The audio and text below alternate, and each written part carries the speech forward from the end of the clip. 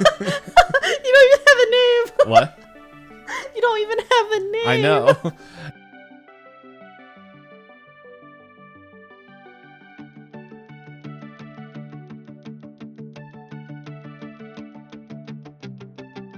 Hey everyone, welcome to another episode of Pointless Discourse with myself, Hoppocalypse, and Itisdpayne. You know what I just thought of? It would have been some real weird Mageddon stuff if I introduced the last 3 episodes. But like most thoughts, I think of half-decent ideas afterwards, but then again, the intro probably would have been like 3 times as long. Hi, I'm Payne, and I woke up an hour ago. Good morning, Payne. I woke up an hour and a half ago. Yeah, consistency. I couldn't remember when we said we would actually start recording. I just saw it was like close to 9:30, and I'm like, oh, we gotta get up and record. No food for me. And then I was like, I said after I was like sent you the thing, I looked up and it was just like 9:30, 10. I'm like, I possibly could make something to eat, but I already committed. So I'll just have to just refreeze some stuff. It's all good. I'm gonna just share the fact, and then we'll just go. It's a longer episode. Yeah. The Gravity final Falls fact. spoiler warnings. Yes. Especially for this fact. All right. Fact number 40. Only 2 characters consistently appear in every episode throughout the series. Ford and Stan are the only 2 characters that Dipper and Mabel are the only 2 characters that appear in every episode of Gravity Falls. Who would have thought? Yeah. Sadly, oh, man. I read this L as an I, so I thought that said Grunky Stan. I'm like, what the heck? I like it. Cute nickname. Yeah, Grunky Stan and Seuss were not in the Northwest Mansion mystery episode. Mm-hmm. Was Stan in the second episode? Or the second Weirdmageddon? Oh, at the very end. At the very end, yeah. With a goat. Yeah. No, that's the first Weirdmageddon. Oh, that's the first Weirdmageddon. He's at the like very, very end when they kick down the door. Oh, they open the door.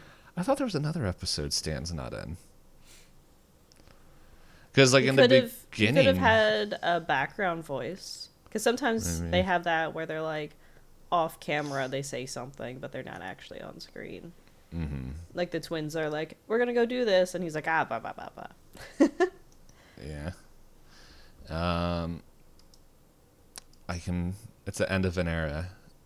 This link, this web page has been on my tab bar since 2022. Goodbye, bookmark. It switched 3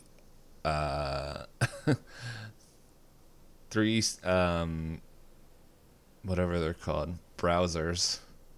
Whatever. Oh, it survived 3 different browsers. Yeah. Because first Firefox died, and then I switched to, I think, Opera. But Opera, for some reason, on Twitch would constantly keep spamming, "Welcome to the chat room," and that's like all I could see. And I'm like, get out of here. And now I think it's Brave. I think that's what I'm using. I don't know. It's pretty much which all web browsers are now. They're just Chrome clones.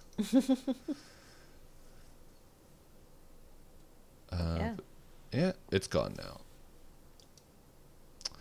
I will remember you. So then, to give us plenty of time to dive into everything, I guess we'll go ahead and roll the dice now to see.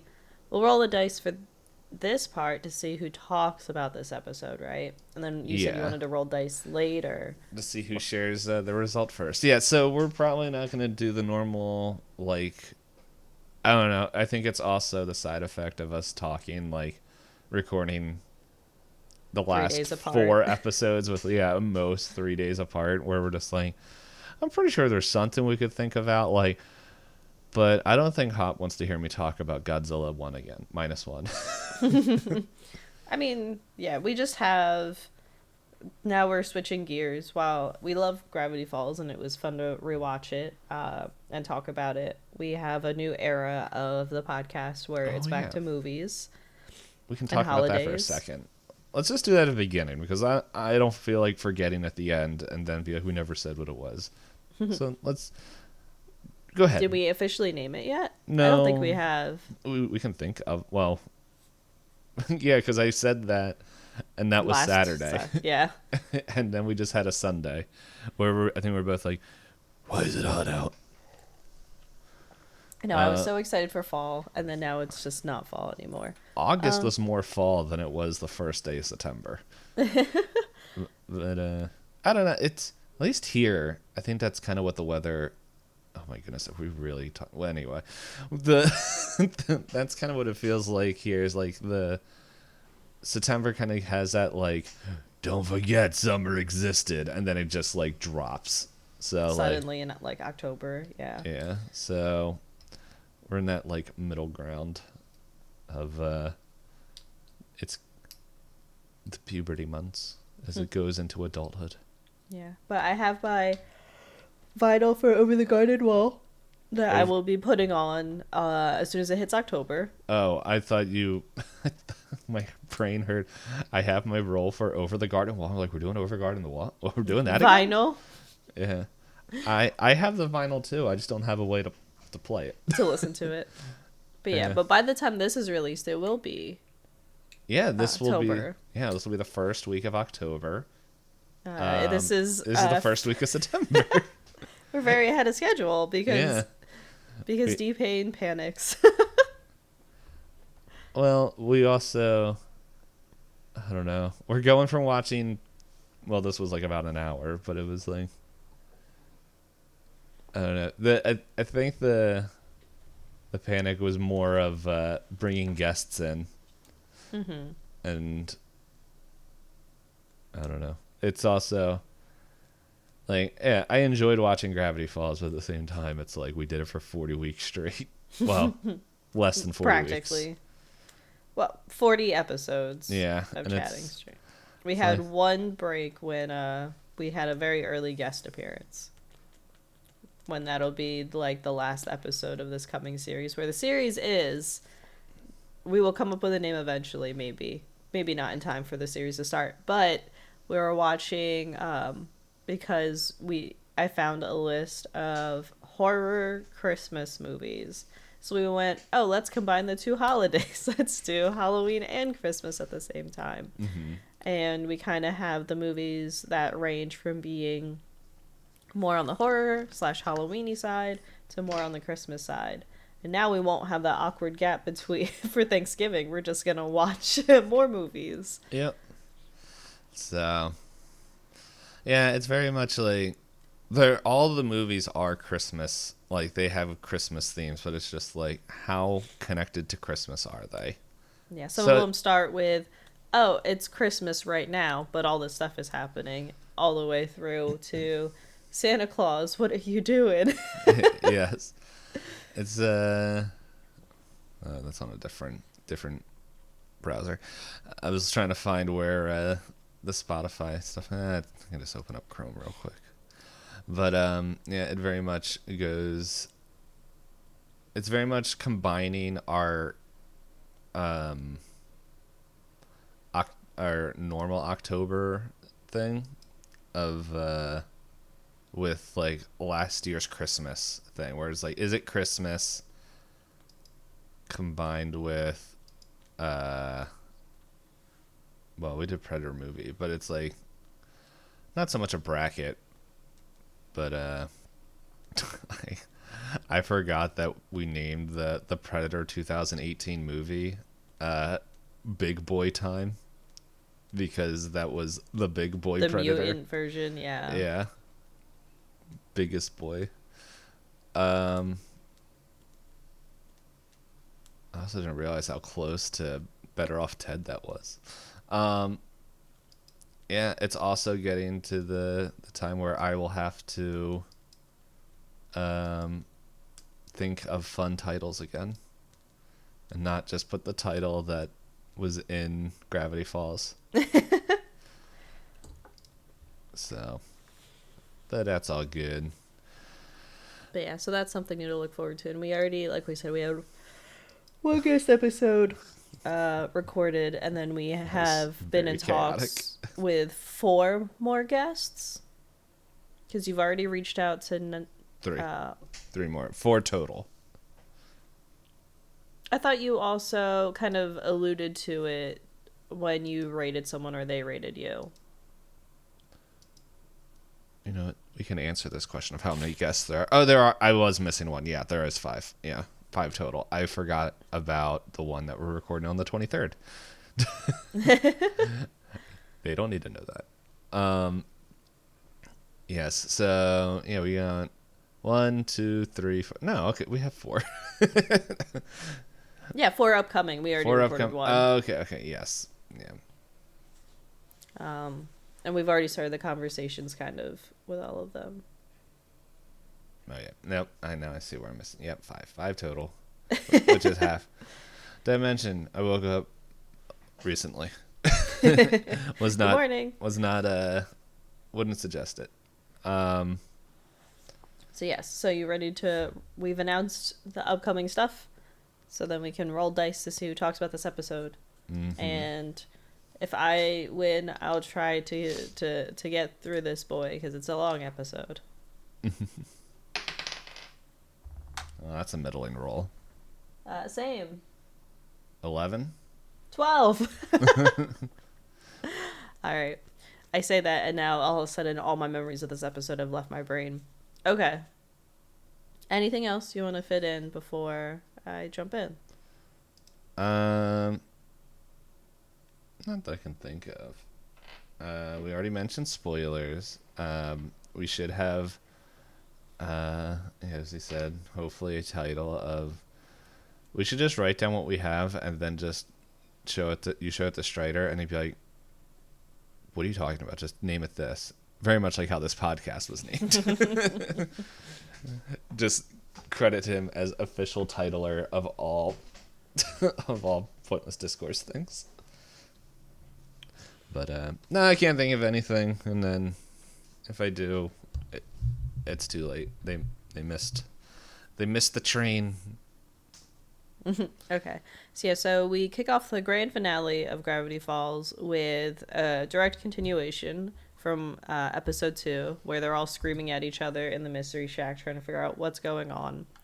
And everyone basically has that whole moment where they're like, I thought we lost you. And they're like, we thought we lost you.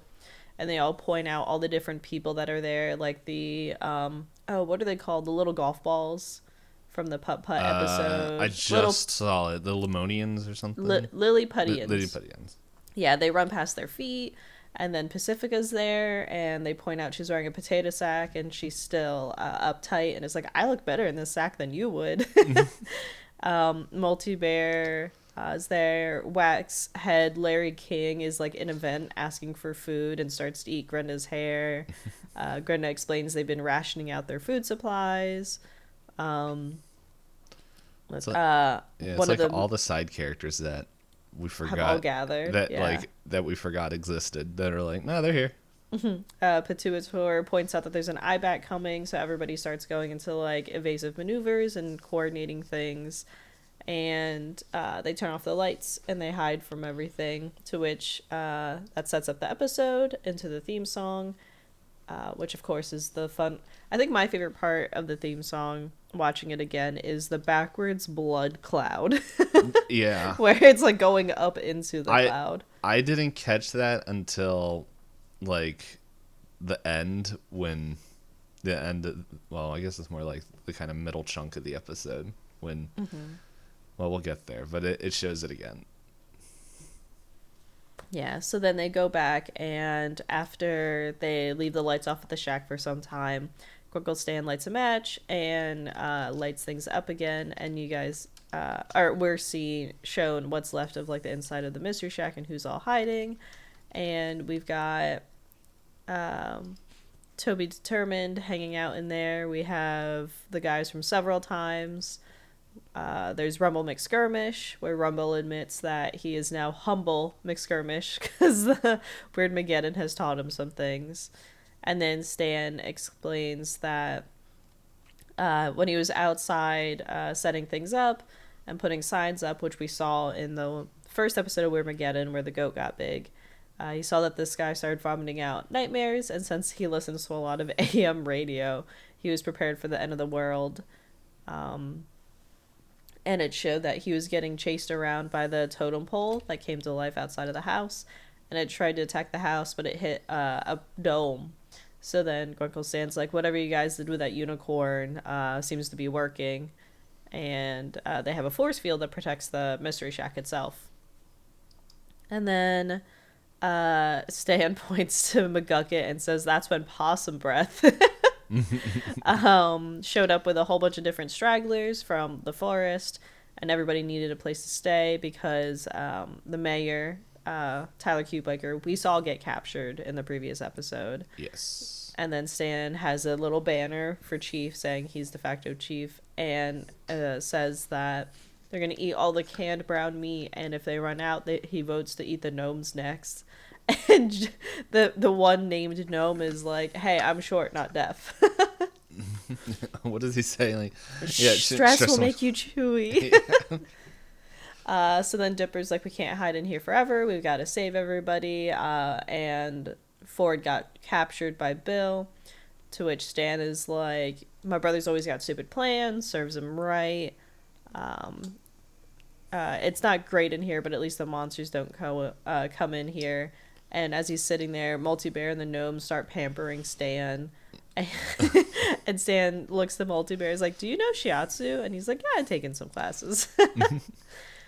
So Stan is basically like, we got a good kid, we're not going to go out there and figure it out. And he slams his hand down, ultimately turning on the TV, to which Chandra Jimenez is shown again with her shaved hair and looking in distress, saying that they're reporting live from inside of his castle, where he's got his content warning, don't look if you don't want to see captured townsfolk in agony. And then they show the whole throne. And everybody in the room kind of recognizes people encased in the throne that they want to save. And Chandra's like, is there no one that will save the town? I'm Chandra Jimenez, and I'm being turned into stone by a flying eyeball. And the news broadcast cuts out. So then everybody gets motivated to go after Bill. And Mabel's able to use this to say, like, look, we got to fight back to get all of our friends back. And... and then Dipper says Ford, before he got captured, told Dipper Bill's weakness, and Dipper explains that if they have to combine all their strengths or smarts or whatever it is Toby has, various rashes. Yeah, that's what he says. That they might be able to come together to rescue Ford and ultimately save Gravity Falls. And Stan's like, look, I'm chief here. Did you guys, like, forget? And we can't take the Mystery Shack to Bill. To which McGucket is like, ha ha ha ha.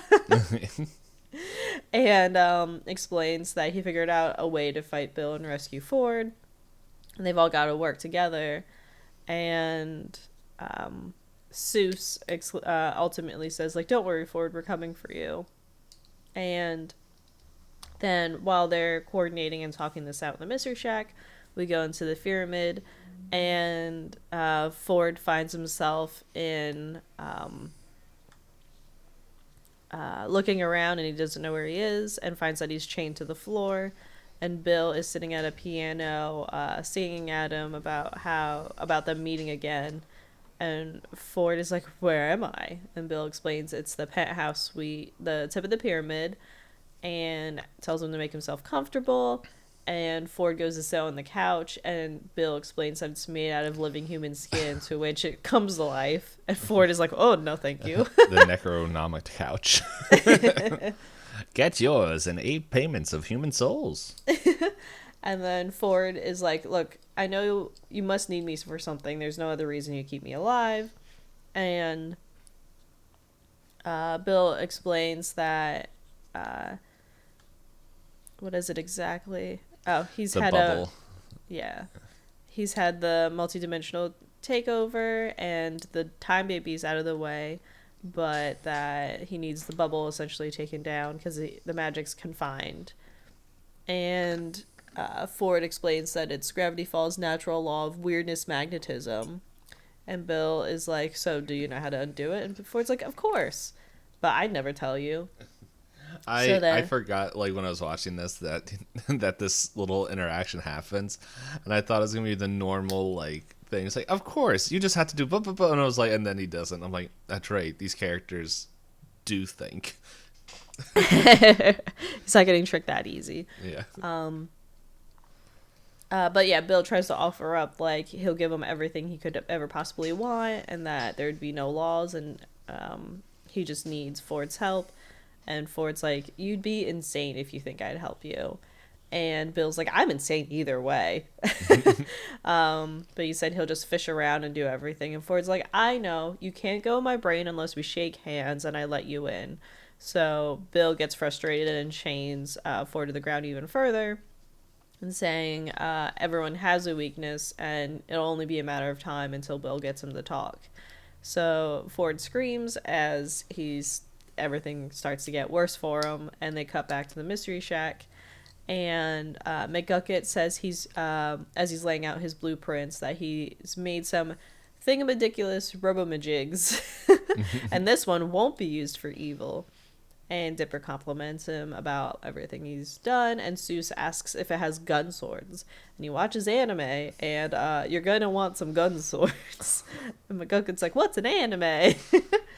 We have much to discuss. I feel like I resonate with McGucket. Like, I know what an anime is, but it's like some of the guests we have on here and some of the other people, they'll just, like, you guys will know what you're talking about. And I'm just like, okay. Yeah, and then Stan essentially cusses in, like, a very Disney safe way and says, excuse my French. And one of the Lilliputians says in French, I don't believe that was French. That was great. So then Stan's like, what idiots are going to build this for you, McGucket? And Mabel's like, you're looking at them. And Seuss, idiots. So they go ahead and build up the Mystery Shack to be a big old moving robot with legs and arms. And yeah, Stan is angry because people are rearranging and touching the Mystery Shack in all these different ways. And they have their whole montage of digging things out, putting things together, and adding in a flag for Take Back the Falls. And then after they go through all this montage of getting everything they need, everyone's outside the shack wearing sweaters that Mabel's made. Seuss thanks her for the Hoppocalypse sweater, and he's like, the end of the world has never been so comfortable. And everyone agrees, and Pacifica is sitting there as, like, wind comes through, makes her colder. Mm-hmm. And Pacifica's like, fine, I'll wear it, but I'm not gonna like it. And it's like a little llama sweater. So they're hyping themselves up to try and save the town, to which Dipper is basically like, all I want is to be able to get to our 13th birthday party. That alone will be, like, the best birthday present ever. And did you lose your spot?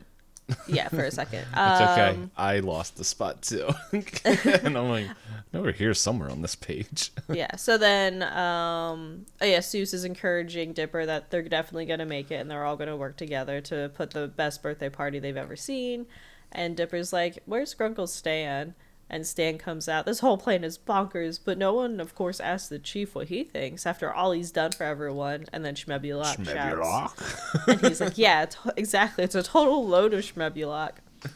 And Mabel's like, you're grunklier than usual. And Stan basically explains, like, I get it, Stan's the screw-up, Ford's the hero, I've heard it my whole life, and now we're doing all of this stuff instead of being comfortable going after Ford. And Dipper's like, well, maybe he's a hero because he didn't want to hide in the Mystery Shack. And he's like, well, maybe if he hid in the Mystery Shack, he would have been captured. So very much everything they've been alluding to the whole series of Dipper and Mabel are really good together and worse when they're apart, whereas Stan and Ford are terrible together and better when they're apart. Mm-hmm. And in the middle of them arguing, one of the Manitors is like, Mabel, help, I keep flexing out of my sweater. It happened again. And Mabel's like, oh, those weird cow monsters. So then we fast forward to the following morning. We see Gompers running through and still eating things in the wasteland. And McGucket says that he hopes that this turns out better than his other inventions, which would give me lots of confidence when turning everything on. You always have to believe that your newest thing's going to work better than your older things. You always gotta hope. But yes, so then the house basically comes to life with legs and arms, and everyone in the shack is like rolled around as they're trying to figure out how to stand up in it. And then we see Bud Gleeful burning some Gideon dolls, and he's saying, "Forgive me, boy, your hyper flammable merchandise is the only thing keeping me going." And the robot walks past. He's like, "What in the blazes?" Yeah, so then it starts going towards the pyramid, and we watch as Bill's basically zapping Ford what seems like infinitely, and Bill's like, "You ready to talk now?" And Ford's like, "No." He's like, "What, another 500 volts?" And then the T-Rex head of, that's like the hand to the Mystery Shack, punches through the pyramid, and Bill's like, "I just fixed that door." I like I like this interaction because it's like this the whole time Bill keeps hyping up, and he's like, "Dude, I have control of reality and like the laws of physics and time," and then he's pissed off that they keep breaking the door to his house, to his pyramid. He's just like, "What the heck?" But yeah, so we get to see the full Mystery Shack, and Sue says, "It's the Shacktron, dude." And Wax Larry King, "They made the house into a robot. Fascinating." So Bill sends his henchmen out to them, and all the minions grow in size and jump out to stand in front of the Mystery Shack, to which Stan is doubting this. And Sue says, "I just wanted you monster dudes to hand over Ford, or we'll have to, like, fight. And by the way, you down there, you're a little cutie," the guy that you liked. Yeah, pacifier. Who's like a baby who's has a pacifier in its tummy. Like its tummy. And I didn't realize until this episode that its nipples were eyes. Ooh. Yeah, I didn't catch that either. But he proceeds, after Seuss's comment, says that he has butchered millions on countless moons. And he's like, "I liked you before you talked. You really brought this down." So then the lady that's like on fire, that's one of Bill's minions, says to attack, and they start running after the Shacktron, and they have their coordinated fight attack where Candy and Grenda are operating the arms. Mabel is using Waddle's mouth to pull a lever, causing the Shacktron to shoot several demons away. Waddle squeals in delight. As you should. And then McGucket operates a Gobblewonker head on top of the Shacktron and is able to grab like the eye bats out of the sky. And then Rumble kills them with fireballs. And then Wendy pulls the wings of an eye bat, turning 8-Ball's head to stone, and jumps off the eye bat and back into the shack because Wendy is absolutely ridiculous. And then they're preparing for everything, and Stan is looking for an escape this entire time. He does not want to be involved in any of this fighting. He just wanted to sit and hide. And then the shack gets rammed into and it gets pushed back, and everybody's working to try and boost everything up. Mabel shouts maximum power, forcing several times to sprint harder on the treadmill, powering everything. And yeah, and then they start grabbing the demons, throwing them, catching the teeth people on fire. And Bill is like, "Guys, you had one job. You can't even do it right." So Ford is shouting congratulations to the twins, and Bill's like, "Oh, that's your weakness. If I torture the twins, then you'll talk." And he's like, "No, you can't torture kids." Bill's like, "Watch me." It feels like a real conversation that happened with Alex Hirsch and Disney. So Bill heads outside, grows giant, and starts fighting the Mystery Shack, and finds that it also has the protection around it, and angrily starts punching at it like a little angry kid like he is. And they start punching and fighting back for the Mystery Shack, and eventually they're able to use a T-Rex hand to pull out his eye, and he screams, "How long, or do you know how long that takes to regenerate?" So now that he's distracted, they send out a rescue team, and we see everybody kind of gather things that they've collected throughout the show.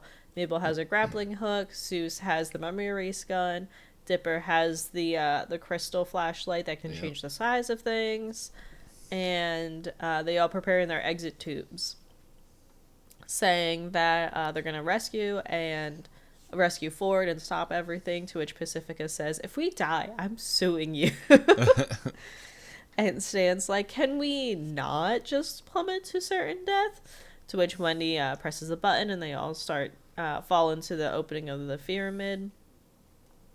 And they've got their parachutes out, and they're landing in there, and they see the throne, and they realize how much worse it looks up close. But Mabel is able to find great Uncle Ford, and he's golden, but not in a good way. He's like a golden statue instead of the stone that everybody else is. So they try and go to unfreeze him, and then we catch Gideon is forced dancing in a cage like a little puppet. They're like, "What happened to you?" He's like, he's been forcing me to do cute dances in the cage for all eternity. I'm so tired of being cute." So he asks how they undo this, and Gideon points out that Mayor Tyler Cutebiker is load-bearing. If you pull him out, the whole thing comes down. So they tug on him, and it causes the whole chain reaction of everybody falling and turning into people again as they're falling. And then ultimately Deputy Derlin hits Gideon's cage, breaking him free, and they all land on the ground. I like these little tidbits. Lazy Susan says her mouth tastes like nightmares. Robbie says he's actually going to be dark and tortured, like for reals, not just pretend. And then Tad Strange is going to forever be scarred. that made me crack up. It's just Lazy Susan and Robbie, and he's just like, "This experience will forever scar Tad Strange," as he just blankly smiles into the void. So then everybody reunites to who's most important to them. I thought it was very cute with Deputy Derlin and Blubs embracing each other, saying the whole "don't scare me like that ever again." And then Ford is saying that he knew he could rely on them, and looks at Fiddleford and says that, he must hate him. And McGuckin says, "I've tried forgetting, but maybe I should try forgiving."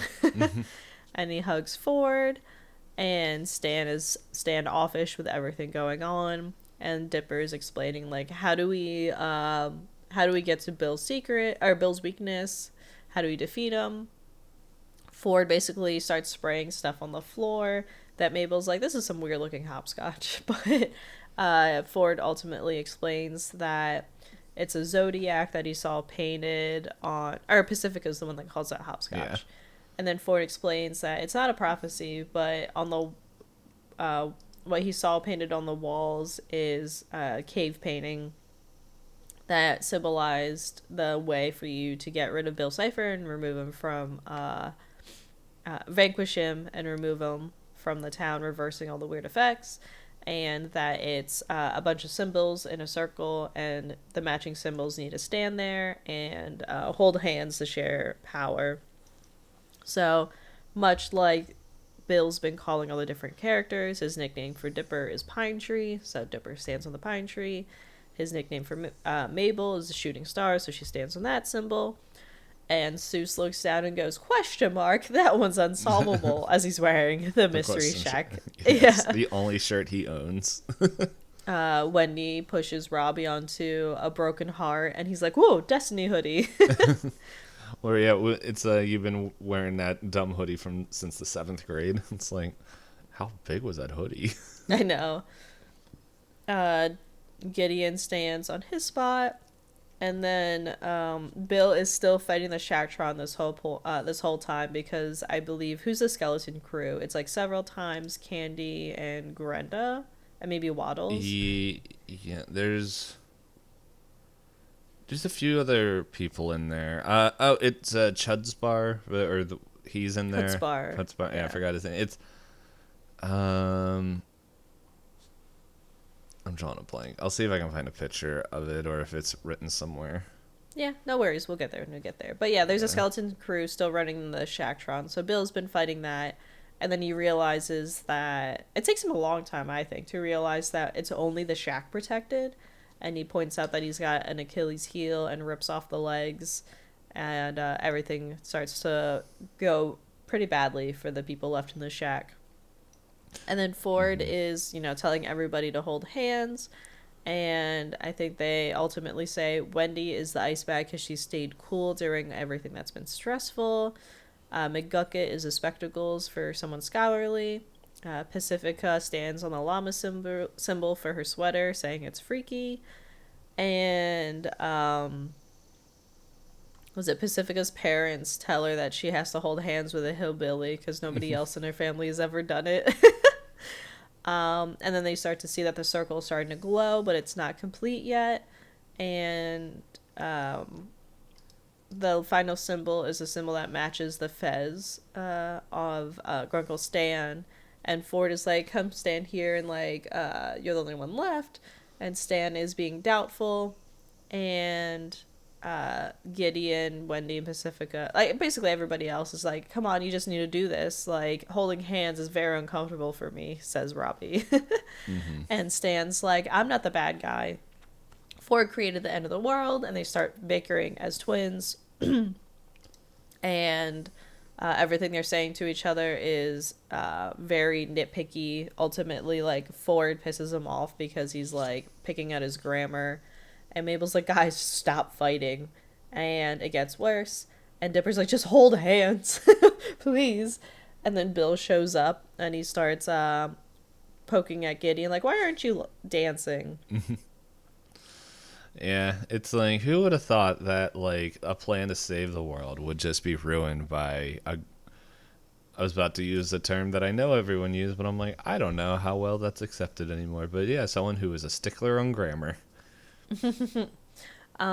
Yeah, so then we, like you said, we get a little bit of I mentioned this, I think, off camera, that this is where the episodes split if it's like live on TV where they have the half-hour slots. Yeah, I just saw, yeah, it's yeah, pretty much Bill comes back in just as he's just like, hello. But yeah, so Bill says this is too perfect. The Zodiac doesn't work if you don't hold hands, and now everybody that he would consider a threat is right there in front of him and sets the circle on fire, and everybody starts screaming that they're on fire. Specifically, Pacifica and Robbie are worried about their hair, and Bill's grabs Stan and Ford and says, "You guys want to see what happens to your friends when you can't get along?" And everybody is yelling at Bill, saying that, like, oh, we're not scared of you. And Bill's like, oh, but you should be. And then he snaps his fingers, and everyone except Dipper, Mabel, Ford, and Stan are floating. And then they start to get, like, Bill eyes. And then they get turned into banners and hung up behind them. And the tapestries are pictures of the person screaming with their matching symbols right below them. I like the art style on that. It's, like, a little bit different. It's really cool, yeah. And then Dipper and Mabel are forced into a cage, and Stan is worried about the kids. And Bill's like, look, you can save your family if you just tell me how to get rid of the Weirdmageddon global bubble around us, and I'll spare the kids. And then Dipper and Mabel are like, he doesn't make real deals. Do not take the deal. We've learned this more than enough. And then... it's like the whole theme of this whole series. Yeah, and then... Bill comes up to Mabel and, like, tries to scare her, saying that, like, he can see everything, and she immediately sprays paint into his eye, and he's like, oh, God. It's, like, my favorite interaction right here. He's like, I just regenerated that eye, very much like his door. I just fixed that door. I just got this eye. Well, that and Mabel, I know that hurts because I actually done it to myself multiple times. So Bill is screaming in pain, and then Dipper makes the cage bigger so then they can fit through the bars. And Dipper tells Ford and Stan to save themselves and that they're going to take care of Bill. And Ford is like, that's a suicide mission. But Dipper's like, we've beat him before. And Mabel's like, we'll beat him again. And they fist bump and say, hey, Bill, come and get us, you pointy jerk. And they run off into the pyramid. And Ford and Stan start to run after Dipper and Mabel. But then Bill puts them into their very own cage and says that the two of them have to wait there. And he says that he's got some children he needs to make into corpses as he grows several arms and turns bright red. Mm-hmm. So then Stan and Ford are stuck in the cage together. And when Bill runs off to chase them, he says, when I get my hands on you kids, I'm going to disassemble your molecules. Oh man, it's such a cool threat if it wasn't for such like a silly moment. I know.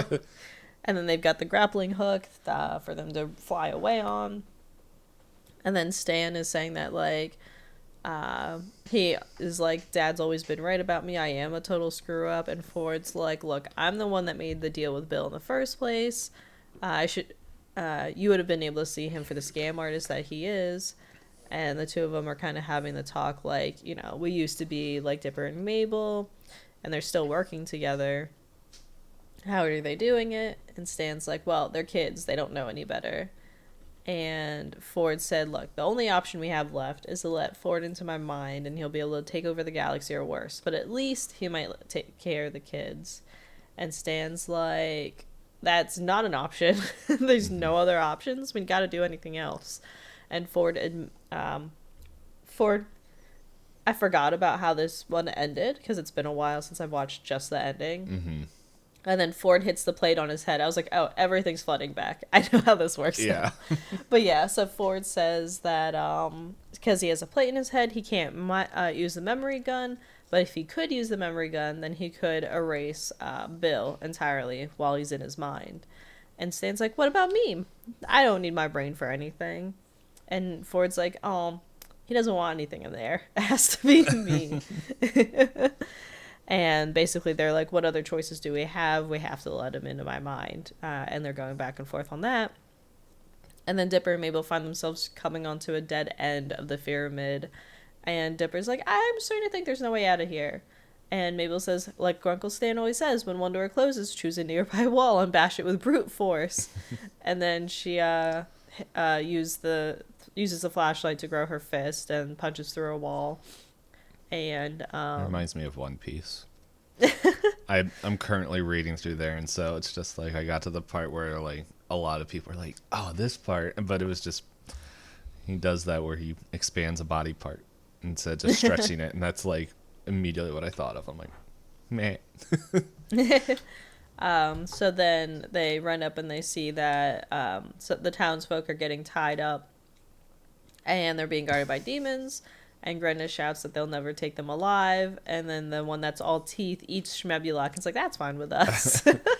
That sounds like something I would do in my own games where one of the players would say that. I'm like, well, okay. Actually, I did do that to one of my players. Completely different story we don't have time for. But go ahead. But yeah, so Bill finally catches up to Dipper and Mabel. And he does the eeny, meeny, miny, mo thing again, saying that he's going to kill one of them now just for the heck of it. And his eye is like swapping between a pine tree symbol and a shooting star symbol. And then he does the U thing again, like in the previous episodes, and goes to grab Mabel. And then we have Ford. That's how I'll phrase this, because this transcript is telling me the truth. But as a viewer, Ford says that he surrenders. And Bill's like, good choice. He drops the kids and goes back and Stan, sorry, I had to double check my brain. Stan was like, starts picking a fight, saying like, don't do it, it's going to destroy the universe. And Bill is like, even when you're about to die, the Pine Twins just can't get along, and thinks it's the funniest thing ever. And then They say that the only condition is they let everybody else go. Bill's like, fine. And It's Dipper's not like, everybody no. else. Not every. Sorry, specifically the You rest of the Pines. You have to be specific with Bill. And then Bill shakes hands and starts laughing maniacally and is like, oh, I'm here. I'm finally here. A perfect, calm, orderly void. You really know how to clean your mind. And then he opens the door to see Stan on a chair in the mystery shack playing with a paddle ball. So great. And he finger guns Bill. And Bill's like, what? He's like, I do a pretty good impression of my brother, don't I? Switch clothes and no one can tell us apart. Which is funny, because he should have checked his hands, but Bill was too excited to get what he wanted. Mm-hmm. Welcome to my mind. Surprised he didn't recognize it, because he's been there for the Dreamscapers. Mm-hmm. And then, so then Ford takes off his stand disguise and pulls out the memory erasing gun and aims it at his brother. And Bill freaks off and is like, the deal's off, and the door is gone, and he realizes that everything's starting to burn up. And Stan's like, oh, you're going down, Bill. You're getting erased. Memory gun. Pretty clever. Bill's like, you're destroying your own mind, too. He's like, yeah. I wasn't using this for much anyway. You know what this reminds me of? Bill's having his own Cell moment. It comes back. It always comes back.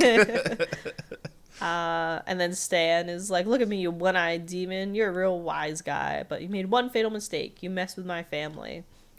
And then Bill is like, I'll give you money, fame, riches, infinite power, your own galaxy. Just don't let this happen to me. And then he starts speaking in backwards. Is it backwards? Yeah, it says it flashes between several distorted forms, speaking backwards. I don't know how to say it. My time has come to burn. Yeah, come to burn. I invoke the ancient power that I may return. Yeah, but all of that was said backwards. Like, yes. Even like... Anyway, so and I don't know what this other thing is. What is it? Axel, which is a... Okay, apparently this thing that he spells out is a powerful extra-dimensional creature whose power ranks massively above Time Baby, Bill Cipher, and other types of extra-dimensional creatures. Good to know. So Stan punches Bill in the eye as he ultimately disintegrates and screams. And Stan looks at a picture of his family, which is Dipper, Mabel, and Waddles, and does the sad thing where he's like, I guess I was good for something after all. So then we see that on the outside, Ford drops the memory erasing gun, and everything starts to return to normal and fall onto the floor. So outside the pyramid, the rift sucks all of the demons back into the nightmare realm. And then Teeth spits out Schmobulak as he gets pulled away. And the pyramid is then deconstructed and pulled into the rift as well. And then they get a wave that puts everything to the pre-Weirdmageddon state. This is when the blood thing goes... Yeah. Xyler and Kraz and Rumble McSkirmish start to fade away. And then there's a statue of Bill covered in moss and vegetation in the forest now. And then another part of the forest, we have Stan on the ground, and he opens his eyes, to which Mabel is excited to see that he did it and they survived. And Stan is like, who are you? And then Mabel starts to tear up, saying, like, it's me, Grunkle Stan. And Ford explains, like, his mind is gone, kids. Like, he doesn't know that he did it, but he saved the world and he saved all of us. And he calls him a hero. And then Mabel, of course, begins to cry. And Dipper begins to cry. And then they all go back to the mystery shack. And they walk up to it being very destroyed. And he finds... Dipper tackles the door until it comes down and everyone goes into the living room. Dipper and Mabel are still holding Stan's hands, and Stan doesn't even recognize the mystery shack. And Dipper's like, but it's your place, Grunkle Stan, when he compliments it. And he sits in the recliner he always sits in, and he's like, I don't remember this place, but this chair hugs my butt like it remembers. He's like, why is everyone sad? You guys look like it's someone's funeral. And who's that big crying guy in the corner? And Seuss is just falls apart. He can't even look at him anymore. I will say this scene did confuse me a little bit. Not like what's going on, but one specific thing. Because in the pyramid, Stan and Ford switched clothes to trick Bill. When they enter the mystery shack or the ruins of it, the Ford and Stan are wearing their proper clothing. Mm-hmm. So that means because in the woods, Stan was... They changed at some point, yeah. So they had to convince this mind-wiped old man, give me my clothes back. That is a good point. It's like... I know why they did that, because it's like at this point it's for like, the viewer. Yeah, for the viewer, so they know who's who, because they are very similar characters, and not everyone's going to catch that the gruff on Stan is Stan and Ford is a little bit cleaner shaven. Mm-hmm. But it's just one of those things. I'm like, can we get that conversation? Like, was Ford just like, give me my clothes back? you or Stan's like, these feel weird. It's like, oh yeah, because they're my clothes. You can have yours back. That would also make sense. It's just like, I don't know. It's something where my brain paid way more attention than one should at that moment, because I know why they did it, but at the same time my head's just like, hey, what are you doing? How did he convince him? He don't know you guys. Okay, sorry, go ahead. But yeah, no worries. But yeah, so Dipper is like, what was the point of saving the world if we don't even have Grunkle Stan back?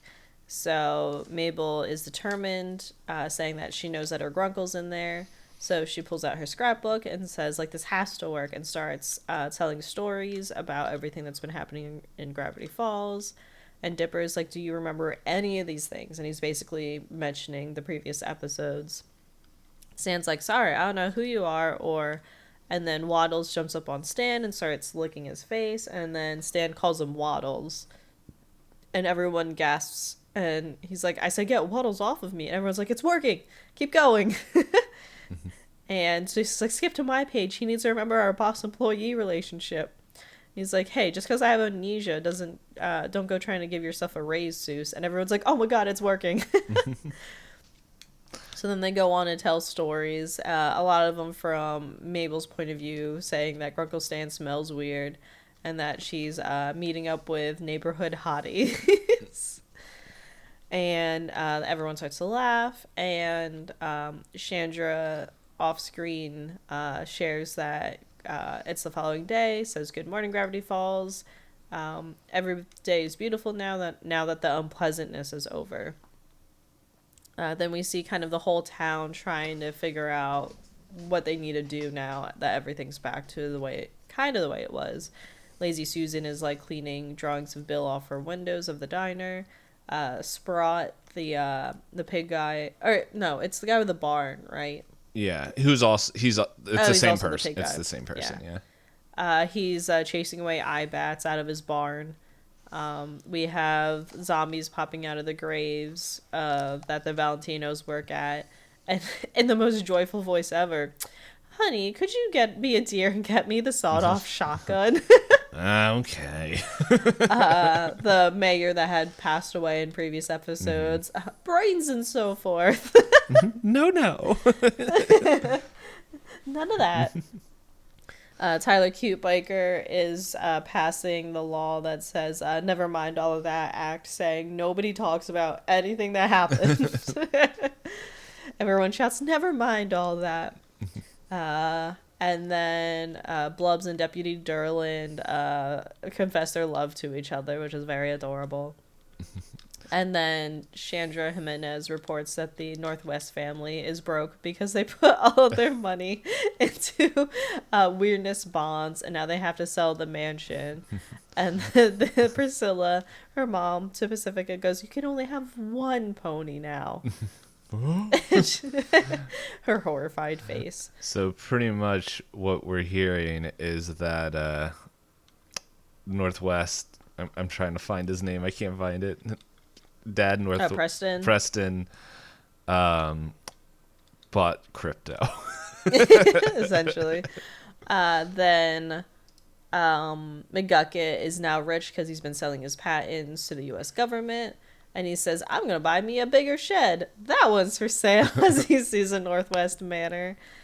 And then Stanley Pines is now recovered and throwing a party to celebrate the 13th birthday for his niece and nephew. And that it's their final day in town. And that otherwise, the town is back to normal. And now, bodacious tea with sports. He pulls out a skull in his full outfit from Weirdmageddon Part 1. It's called Death Ball. Then they're having the birthday party, and it cuts to the crowd finishing off singing Happy Birthday to You. And they're all excited. Or they're all thankful that they threw such a big party for them. And they say that they've done so much for the town that, of course, they're going to do this for them. Gideon claims he's going to go ahead and become a regular kid now. Shows him at a skate park where he gets bullied because he can't skateboard well. And then he snaps his fingers at his buddies from Ghost Eyes and prison. Go and beat up the kid for him. And then just smiles, just like, yes. So then Seuss tells the kids to go ahead and make a wish. And Dipper basically says all he wanted from coming out here was adventure, mystery, and true friends, and all of that came true. And Mabel's like, if only I could shrink all of you and put you in my pocket and bring you home with me. But since that's impossible, is that impossible? Yeah. She's like, since it's probably impossible, she just wants everyone to sign her scrapbook so that they never forget about each other. And then she takes the memory gun, smashes it on the ground. She's like, okay, I will never forget anything that happened here. And Wendy declares them teenagers and says, welcome to angst and acne forever, as the rest of the teenagers go, one of us, one of us. And they ask how they feel. And Mabel's like, same but different-y. And Pacifica says, like, are you going to open your presents? I broke a nail wrapping them for you. And they start laughing together about everything. And Ford takes Stan to the side and says that he doesn't want to do this while everyone's listening, but he thinks that while Weirdmageddon has been contained, he's getting anomalies near the Arctic Ocean. And he says he wants to investigate, but he's too old to go at it alone. And Stan gets excited. He's like, are you saying you need someone to help you sail around the world? And Ford's like, I just don't want someone. I want it to be you. And they have the photo of them standing in front of the stand of war. And Ford's asking for a second chance. And Stan just is like, is there treasure and babes? Ford's like, sure. But what are you going to do with the mystery shack? So Stan is like, there's been enough weirdness in Gravity Falls. I think I'm going to get rid of it. And Seuss overhears this, and let's see. Oh yeah, and then Stan is at the front of the mystery shack now, saying that he's gonna go hang out with his nerdy bro and catch up. So he's gonna shut the mystery shack for good, and everybody gasps at this. And Seuss, you shut your mouth, shut your mouth for good. I mean, I'm sorry, Mr. Pines is basically explaining that even if the attractions are fake, the dreams aren't, and starts pulling out different things, like saying, even though it's just a dead fish butt sewn to a monkey carcass, it makes us believe that anything is possible, and if he shuts down the shack, then you shut down all of our dreams. And he goes, well, at least my dreams. And Stan says there's no one around to run it. I just hadn't found the good replacement, and he kind of jokes around and then puts his fez on Seuss and goes, you know what? Mystery Shack is under new management, to the crowd cheering. You mean it, Mr. Mystery? And Stan goes, you're Mr. Mystery now, Seuss. And Abuelita's like, I'll move in immediately. Oh, that was hilarious. It's like she doesn't even, like, where Not is she? Not a second. Like, it's like she already knew and everything was already packed up. She's like, I'll move in immediately. And just already stuff being moved in. They're not even out yet. Yeah, so then they find themselves at the bus stop, much like, the same bus stop from earlier, and everyone's saying their goodbyes, and they're kind of like, do we really have to like say goodbye like this? And they're like, summer's over, so we have to leave. We have to go and grow up. And Grenda is, I hate my dumb heart for making me feel things, and punches herself. And Zeus is like, can you punch mine too? Kenny's like, no, me, punch my feelings away.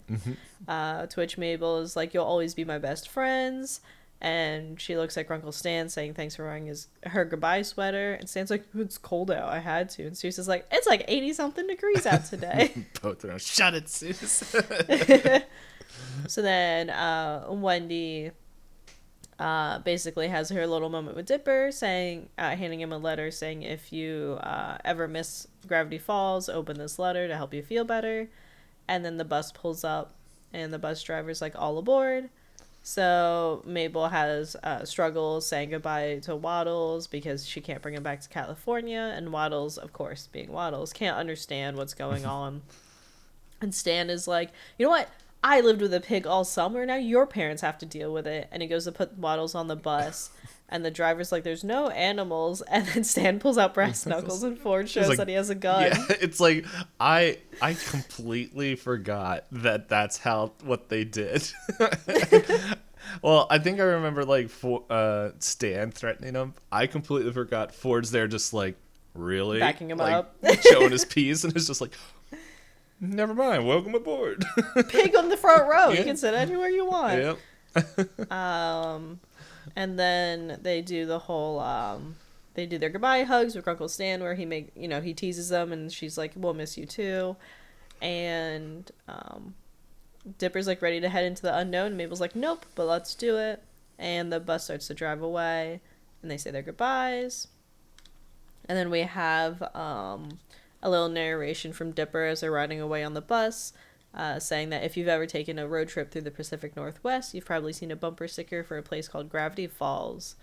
And then we get kind of a whole montage of everything that's happening as they're leaving. Mm-hmm. And Dipper explains that Gravity Falls is not on any map, so most people have never heard of it. Some people think it's a myth, but if you're curious, don't wait. And then we have a whole bunch of stuff happening. So let me think of how to best summarize this without just reading it. I found a list of like the credit stuff that I can just go right through real quick. Okay. But go for it. But while Dipper is talking now, there's a few different shots real quick where it shows McGucket walking into the Northwest Manor. We have Seuss revealing a statue of Stan.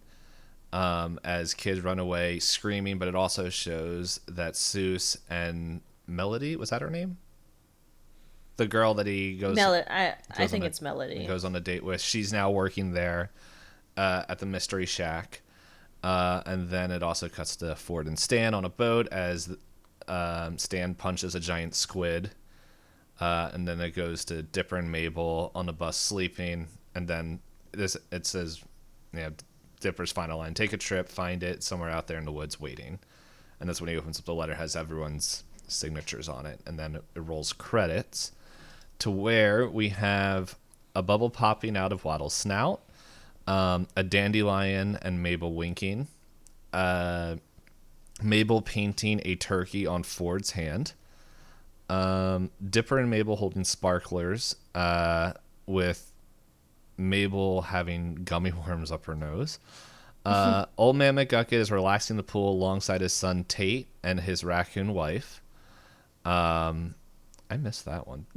I think that's when Hulu kept popping, because I was trying to watch it because I never watched the end credits of it, and Hulu's like, you want to watch this next? I was like, no, I already watched Over the Garden Wall 2 times. I'll probably watch it again later. Who knows? It's not cold enough. Yeah. I don't know. Depending if I keep Hulu, I might just have to see if I can buy it. But anyway, Mabel letting Stan...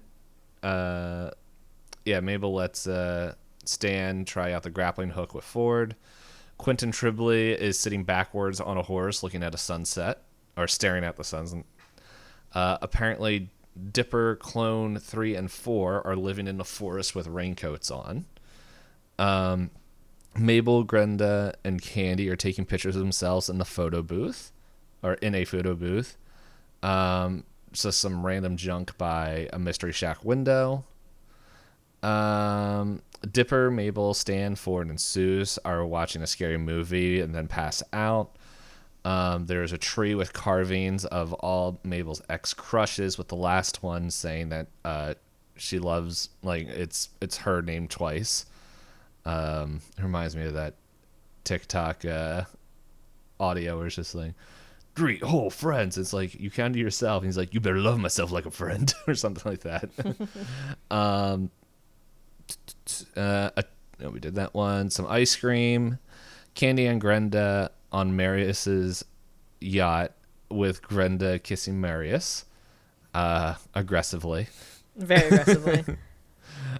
Wendy laughing and making a silly face. Mabel pretending to eat the sun.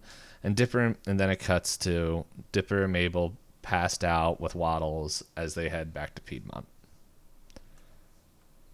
And that's the end of the episode. Oh, no, sorry. They didn't write it here, but the final thing after it shows Mabel and Dipper is that they show a live action shot of a petrified Bill statue hidden somewhere in the woods, which kicked off the whole the cipher hunt.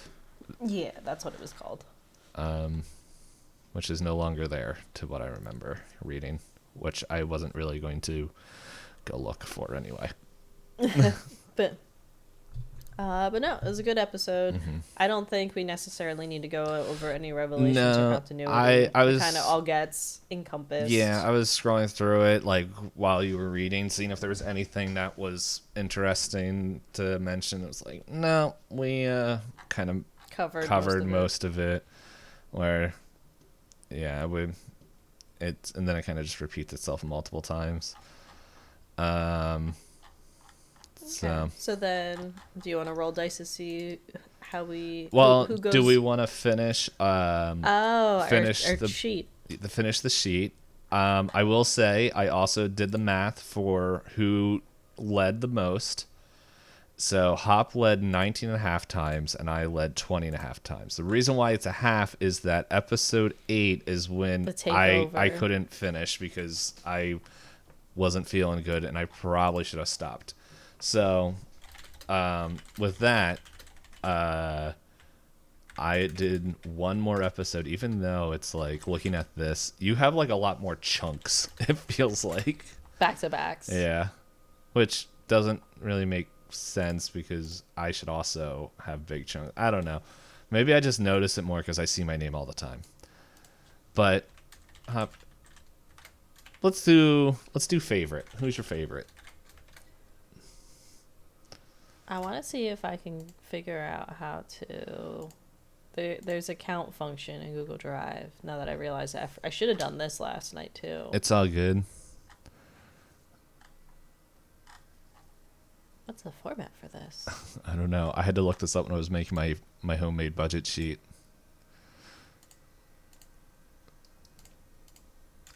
Anyway. Yeah, I'll start fussing with this in a second. If I had to go with... Which one did you ask me? Favorite first? Favorite, yeah. So many good moments because it's a longer episode. The Yes. side characters did such a good job. And everything got brought back in. So everybody has kind of like their character moments. I think I'm gravitating towards Seuss. Mm-hmm. Because even in the wake of a total end of the world thing, Seuss is still like... Himself. Don't you dare change things. I mean, whatever works for you guys. So I think that's going to be my answer. What about you? So for me, there's a lot of characters I do like. I do like the whole Bill, the way that story goes and everything, and just all of it, that like how that goes. But I honestly think, even though I knew it was going to happen, I think Stan's going to be my favorite character because of I don't know, like It's not like I was being overcome with emotion while watching this, but it was like I was very much like, this is very interesting seeing like it was hitting the feels a little bit, and I'm like, yeah. I did feel for Mabel. Yeah, like when that whole like interaction stuff where it was like it felt like a really good ending for. Hold on, I don't want to see what my most likes, even though I'm pretty sure I know who it is. But it felt like a good ending for like a good closure of his story of how he started off wanted nothing to do with the kids, and then ever since the start of season 2, it turns out he's like, no, I've been like, he becomes like attached and cares for them, and it's just like, it wasn't so much saving the world, it wasn't so much helping his brother, it wasn't so much his own life, the thing that he's like, I'll make this sacrifice for the kids. And it's like, it was his journey, even though he's not like the main character. This time watching, I really enjoyed. Yeah, and then it's also kind of neat to see even in Mabel's memory, she's like, Uncle Sam is smelly. Like little things like that, and then just how much of a family they actually became. Mm-hmm. Because I know it seemed to me like when the twins were dropped off, they're like, why did our parents do this to us? Yeah. How about your favorite? Or most like, sorry. This one's also tough. You can say Bill. Yeah. I know how you yell at me off camera.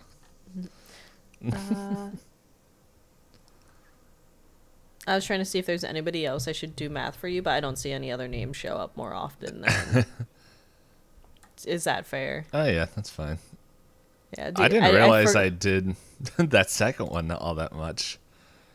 Yeah, but looking at it now, you're like, huh. Yeah, I didn't realize how close mine were.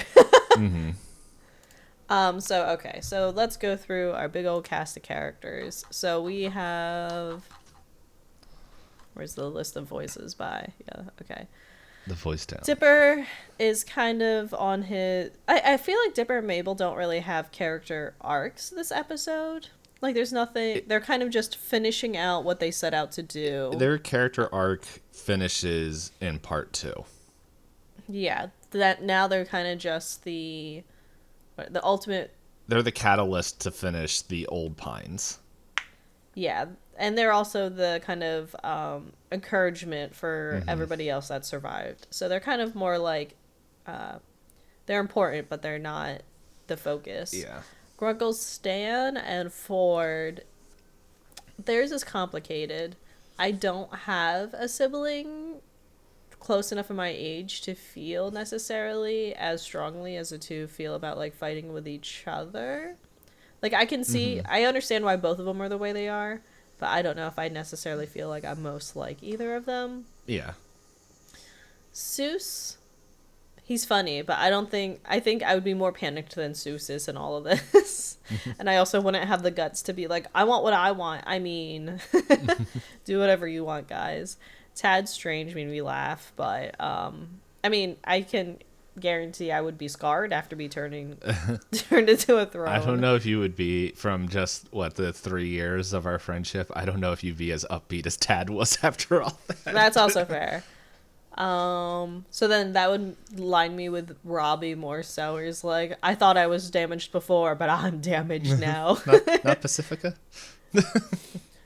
I did not get the news that I only get to have one pony.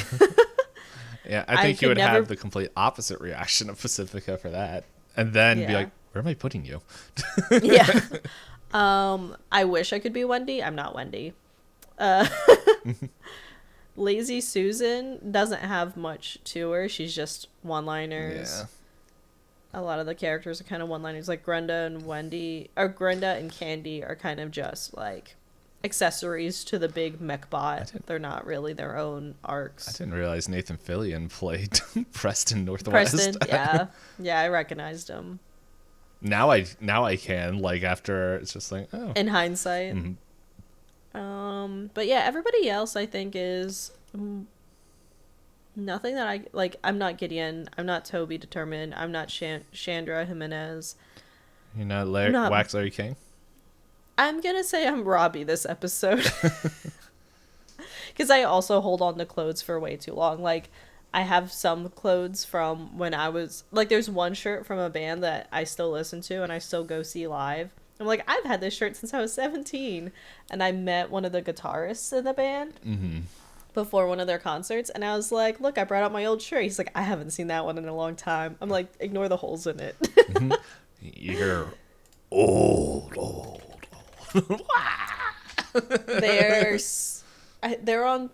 They're going to be starting a tour soon for the 10-year anniversary of, I think, their second full-length album. So they've been around for a little while. Oh, I'm old. But yeah, so I'm going to put myself as Robbie for this episode. Let's see.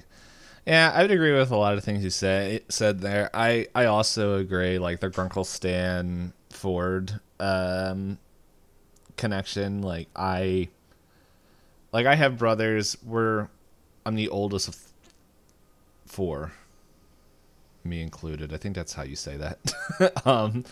And so, but like, I never was like, I was always probably surprised, like, growing up I was a little bit of the oddball, like, or the outlier, mainly because it's like parents said you got to do everything first, and then things changed as younger versions of the Payne family came through.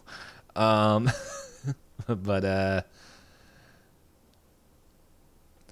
as much as I want to give a joke answer and say teeth, when it's just like, you can't eat us, want 'em? Or whatever it says, and just eats the gnome.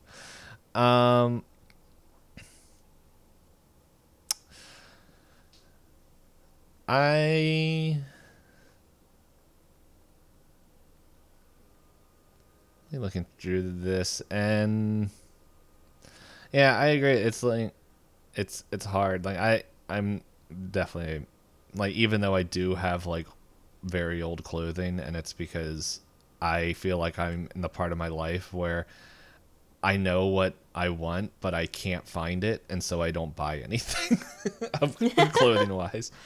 I have this t-shirt that is like a longer torso, and it's like, it's great, so that way when I go and like try to reach or stretch something, it's not like, there's my gut.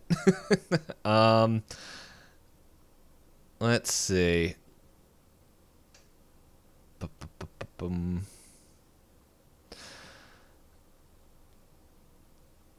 Yeah, and it's like, I don't foresee myself like how Seuss is at the end, where he's like essentially taking over the family business because he made himself self-adopted. He did want to wear the fez. Yeah, and he did. I would like to live the end adventure of Stan and Ford.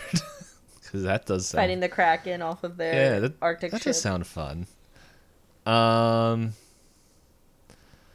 glad we're not on like an extreme time limit, because I'm like, I was listening to everything you were saying, and I'm like, I still can't think of an answer.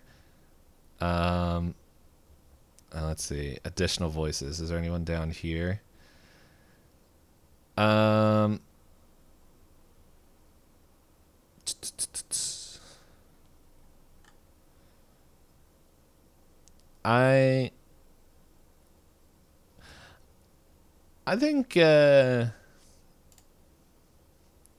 think I can relate to McGucket.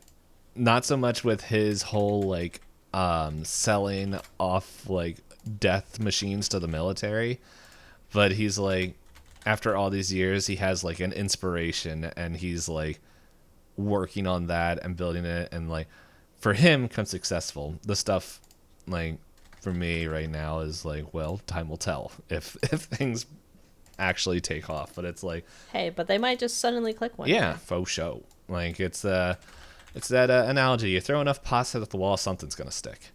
Don't think that's the line, but that's what came out of my mouth. I mean, I know they used to tell people, oh, your pasta's done if it sticks to a wall. And I was like, I'm not throwing pasta at my wall. But no, it's just, it feels like at the end, like, especially in the middle of this episode where, like, his brain fully, like, kind of reconnects and, like, he forgives, like, his past employer, Ford. His invention finally, like, is used, like, the way he wanted to and not for evil. Which I don't really have that, but it's just, like, I have almost a decade of stuff that's been worked on and hasn't really been taken off, but he's still going, and I can relate to that, like still trying different things and seeing what works. So I'm gonna go with McGucket. Okay, sounds good. Oh, you did a lot more. Because I was just trying to see what else looks like it comes up, especially given that we're gonna go over the quiz answers now. Whoa! All right, ready to roll some dice? Yes. Yeah, so for anyone that didn't catch it, if we haven't mentioned it in every episode, we probably haven't because we're good at forgetting things. While we've been filling out this sheet, we also wanted to find quizzes to see what we actually get as answers. I didn't get any of the answers that I said I felt like most like each episode. Yep. Correct. Here as well. All right, I rolled a 6. I rolled a 12. All right, you get to go first. All right. Which do we want to just do it in order? I would say what you're who you said you were most like. Oh, okay. So yeah, sorry. I thought we were jumping right in the quiz. Yeah. So my most like that I claimed was Grunkle Stan, according to the episode, for 10 votes. And then what did you get for your quizzes?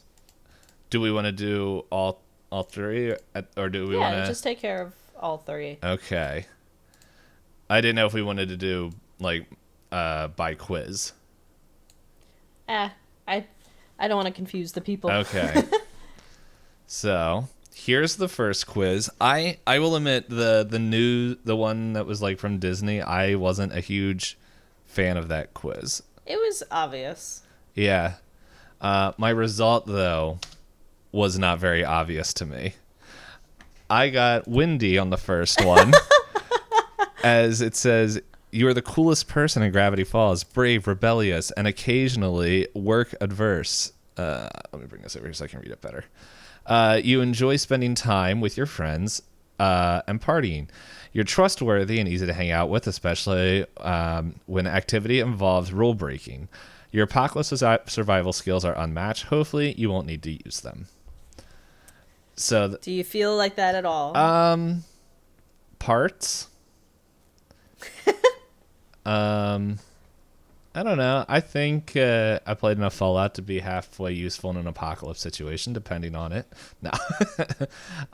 So the second one. Oh, what? Go ahead. Sorry. I was gonna say. So the second one is the side character. Yeah, one, right? Which I didn't realize was the side character until I finished it, and I was like, "What the heck is this?" And then I went up and scrolled up, and well, I also wanted to do that so that it didn't just give us the main, because some episodes we said we felt like side characters. Yeah, which this side character I didn't even know existed. I'm unnamed woman in blue. You don't even have a name. What? You don't even have a name. I know. You are the unnamed woman in blue. She appeared in several episodes, including Boss Mabel and Seuss in The Real Girl.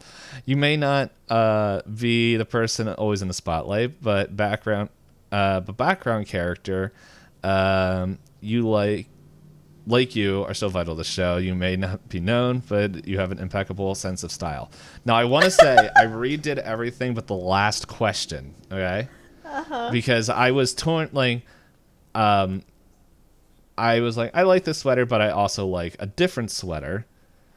And I redid it just to do, I'm like, I went off the first one, but I was like, I clicked the second thing with all the same answers, and I got Manly Dan.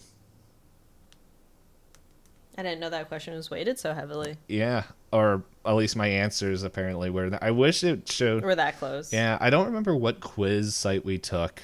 It's a UQuiz or Quiz U. Or is that one like that showed? Well, that one, the one we took, showed the split of like overall people taking the quiz, not at least.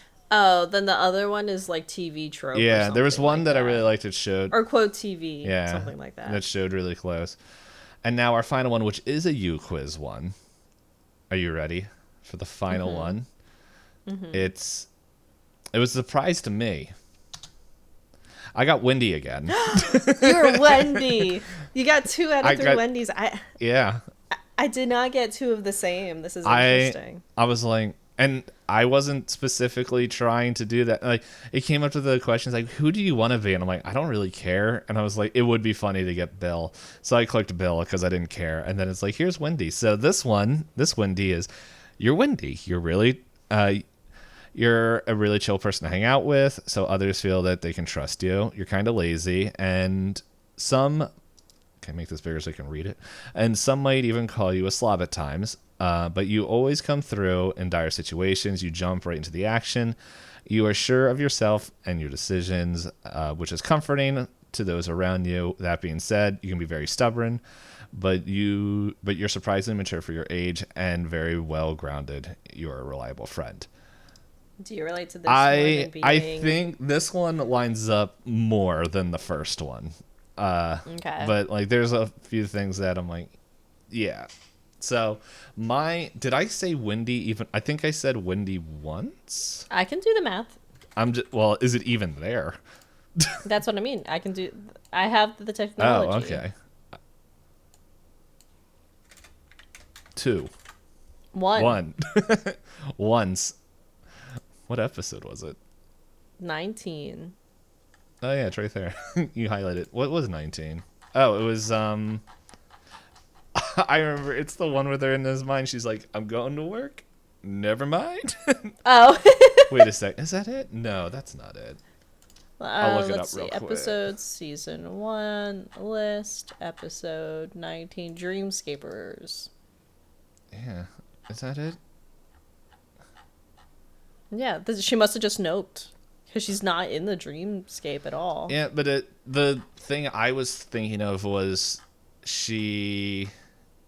the military's there.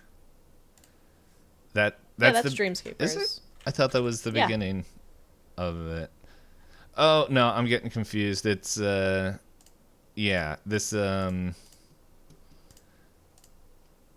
what is it? This is when I can't remember. Hold on, let's go to the transcript.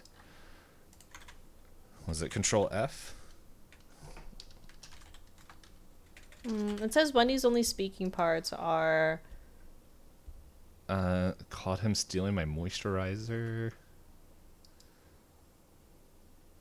No, Wendy's in that episode, right? I thought she was. Only in the very beginning, because it says that Gideon tries to steal the deed, and he crashes through while Wendy's working.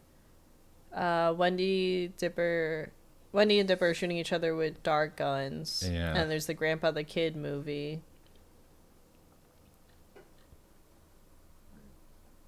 No, yeah, she is there. Yeah, she is. I remember she's in there and she's like helping. I don't remember what she's doing. But I think it was one of these things like, I don't relate with really anybody else in this episode, so I'll choose Wendy. Okay. Anyway. Yeah. Oh, no. So that was like 80 episodes ago. But how about you? So then, apparently for my most likes, it was very close for me between Dipper and Mabel. I said Dipper 12 times and Mabel 11. Real main character energy. So I will send you a screenshot of the Disney quiz. Okay, hey. I got Seuss Ramirez. That's like totally awesome, dude. You're a stellar DJ, friend to the Pines family, and love for your abuelita. You see all the weird stuff that's going on in Gravity Falls and often accompany the Pines children on their adventures. You're an excellent handyman and useful in a pinch. Nice job, dude. None of that is me. I don't Maybe know. I'll be friends with them, but You can switch handyman for how to work a I Google can troubleshoot. Google Yeah. spreadsheet. It takes me 30 minutes to go find that out. So then we have the BuzzFeed Yeah. side character one, and you laughed about me making a comment about this character. I got Tad Strange. You are Tad Strange, the most normal person in town. You're just a normal person with typical interests. You love to compliment people and support your town. You're up to date with all the cool trends and love to do normal human activities. Honestly, probably. Yeah, I would. Because there's been some episodes where I'm like, everybody is too much. I don't relate to anybody this episode. Yeah, I wish for the BuzzFeed one they had a list of options. So you could see which side characters were potentials. Because like if I chose, I was torn between two different sweaters, and I would have been the corduroy family. That would the whole I would have been dad whole way through. and daughter. Wendy. And like I said, I did not get two of the same answers. I got this one as my last answer. That is a funny picture of. That is a very funny picture of him.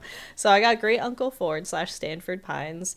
You got Ford. You're a very logical sort of person. Despite being so reserved or even shy, you have no problem being the leader when necessary. This is because you're so prideful. Though some self-confidence is good, at times it may weigh you down, even making you feel lonely. Chances are you see yourself as some kind of lone hero that has to face your problems on your own. Let others help you once in a while. There's no shame in reaching out to others, and you'll start to feel better yourself. All in all, your intelligence makes you a very interesting person to talk to, and people notice the effort you put into things, even if you don't realize it. You quiz is evil, because this is I feel very called out. I was about to say, so you sending this for your next session? For your next session? I got to talk about a quiz. But like, even you just knowing me. Yeah, I'm just like, is literally me. Mm-hmm. Yes. It's so funny to me that you got Wendy, and both of us were like, huh. And I got Ford, and I was like, I don't feel like I related to Ford. And then I get this, and I'm like, oh, I just am Ford. That's why I don't relate to him.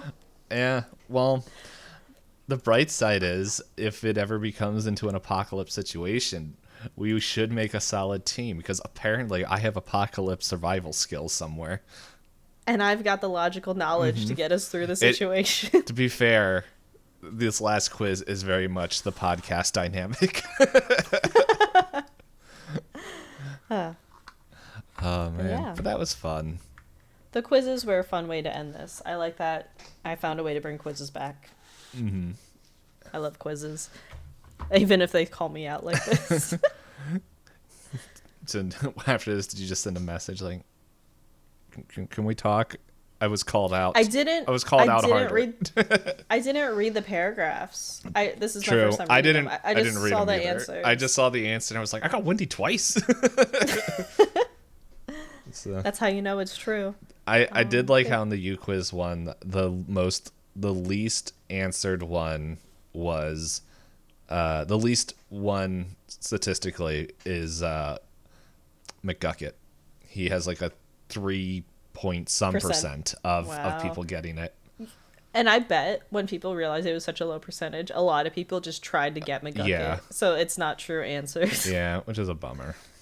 Like, I only redid the one because that last one, like, we did this even. You were 50-50. Yeah, but like, I entered the first one. But yeah, I would like to know the second one, that second quiz, like what other options there are. Because, I don't know. Seemed pretty random. But yeah, I am hungry now.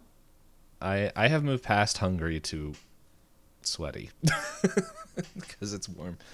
But, yeah, we're going to end this episode, guys. Thank you for, well, if you listened this far, for definitely a chunkier ep.